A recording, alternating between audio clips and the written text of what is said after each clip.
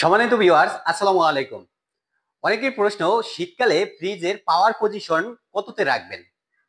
আবার অনেকে জানতে চেয়েছিলেন যে পাওয়ার কমাবো নাকি বাড়াবো, কোন পজিশনে রাখলে ফ্রিজের শীতকালে পাওয়ার পজিশনটা ঠিক থাকবে, ফ্রিজটা সম্পূর্ণ ঠিক থাকবে এবং ফ্রিজের ঠান্ডাটা কমপ্লিট থাকবে, সম্পূর্ণ পাবেন। তো এই বিষয়টা অনেকে জানতে চেয়েছিলেন, যার জন্য আমি আজকের ভিডিওটি আপনাদের জন্য নিয়ে যাচ্ছি। তো ভিডিওটি সম্পূর্ণ দেখবেন।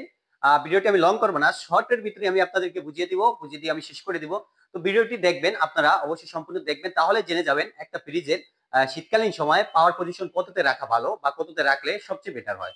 তো চলুন আমরা কথা বলা শুরু করে দিচ্ছি। তার আগে বলে দিচ্ছি, যারা এখন আমার চ্যানেলটি সাবস্ক্রাইব করে নাই, চ্যানেলটি সাবস্ক্রাইব করে পাশে থাকা বেল নোটিফিকেশনটি অল সেট করে দিবেন। তাহলে আপনার কাছ থেকে আমার যে কোনো গুরুত্বপূর্ণ ভিডিওগুলো কখনোই মিস হবে না। তো চলুন আমরা শুরু করতে যাচ্ছি। দেখেন, একটা ফ্রিজ বিভিন্নভাবে দুইটা মৌসুমে কিন্তু আমরা ভাগ করে দিতে পারি। যেটা হচ্ছে, একটা হচ্ছে গরম মৌসুম আর একটা হচ্ছে শীত মৌসুম। গরম মৌসুমে যে পজিশনে থাকে, শীত মৌসুমে কিন্তু সেই পজিশনে রাখা যাবে না। আবার শীত মৌসুমে যে পজিশনে আমরা কুলিং লেভেলটা রাখি, গরম মৌসুমে কিন্তু সেই পজিশনে রাখা যাবে না। তো এই জন্য কি করতে হবে, পজিশনটা চেঞ্জ করা লাগবে। আসলে পজিশন চেঞ্জ করার ভিতরে বিভিন্ন কিছু সিস্টেম রয়েছে। দেখেন, শীতকালে কিন্তু বাহিরের আর্দ্রতা খুবই কম, খুবই বেশি থাকে, বাইরে আর্দ্রতা খুবই বেশি থাকে। যার জন্য কিন্তু আমাদের ফ্রিজটা খুব দ্রুত সময়ের ভিতরে ঠান্ডা হয়ে যায় এবং অনেক সময় ধরে ঠান্ডা থাকে। তখন কিন্তু আমাদের কুলিং লেভেলটা কমানোর প্রয়োজন পড়ে। আর গরমকালে কিন্তু বাইরে আর্দ্রতা কম থাকে, যার জন্য কিন্তু আমাদের ফ্রিজ অতিরিক্ত সময় নেয় ঠান্ডা হওয়ার জন্য, এবং ঠান্ডাটাও বেশি অনেকক্ষণ থাকে না। তো এই জন্য আমাদের কুলিং লেভেলটা অবশ্যই বাড়ানোর প্রয়োজন পড়ে।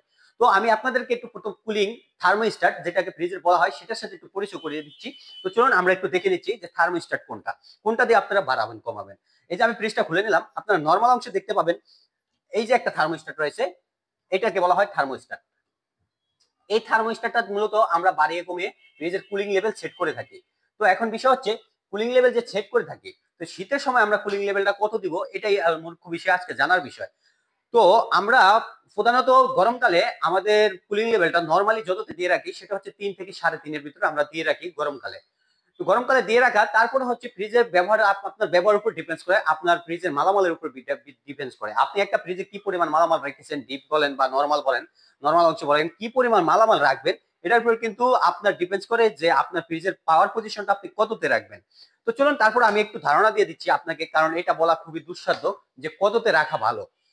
তারপর আমি একটা ধারণা দিয়ে দিচ্ছি আপনাকে, যখনই আপনি শীতকাল আসবে, আপনার ফ্রিজটাতে যদি মোটামুটি ডিপ এবং নর্মালে যদি মোটামুটি মালামাল থাকে, তাহলে আপনি সেটাকে 2-এর ভিতরে রাখতে পারেন।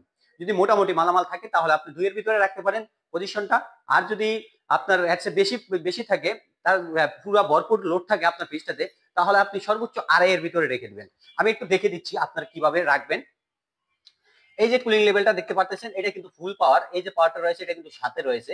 তো এটা হচ্ছে বাম দিকে ঘুরবে, এই যে আমি বাম দিকে ঘুরিয়ে নিলাম। এখানে কিন্তু এই যে 2 এর অপশনটা রয়েছে, এই হচ্ছে 2। ঠিক আছে, আমি 2 এ দিয়ে দিলাম। আপনার যদি ফুল লোড থাকে তাহলে আপনি এটাকে একটু পারি 2.5 করে দিতে পারেন, দ্যাটস এনাফ। তারপরে আপনার প্রয়োজন অনুযায়ী, আপনার ফ্রিজের প্রয়োজন অনুযায়ী, আপনার মালামালের প্রয়োজন অনুযায়ী, যদি মনে করেন যে মালামাল আপনার ঠান্ডা হচ্ছে না বা একটু ঠান্ডা হওয়ার প্রয়োজন, তাহলে আপনি একটু বাড়িয়ে দিতে পারেন। তো এটাই কিন্তু মূলত শীতকালীন পাওয়ার পজিশন। তো আপনারা এইভাবে সেট করে রাখবেন, আপনার প্রয়োজন অনুযায়ী আপনি বাড়িয়ে কমিয়ে সেট করে রাখবেন। এটা আসলে বলা খুবই দুঃসাধ্য, বলা যায় না যে কোটাতে কততে ফিক্সড আপনারা রাখতে পারেন। তো আশা করি আমি আপনাদেরকে বুঝাতে পেরেছি। যদি বুঝে থাকেন, ভিডিওটি শেয়ার করে দিবেন, অন্যকে দেখার সুযোগ করে দিবেন। এতক্ষণ আপনাদের সাথে ছিলাম আমি, এহসান সুজন। আপনারা দেখতেছিলেন স্মার্ট সেলার বিডি চ্যানেল। ভালো থাকবেন, সুস্থ থাকবেন, আল্লাহ হাফেজ।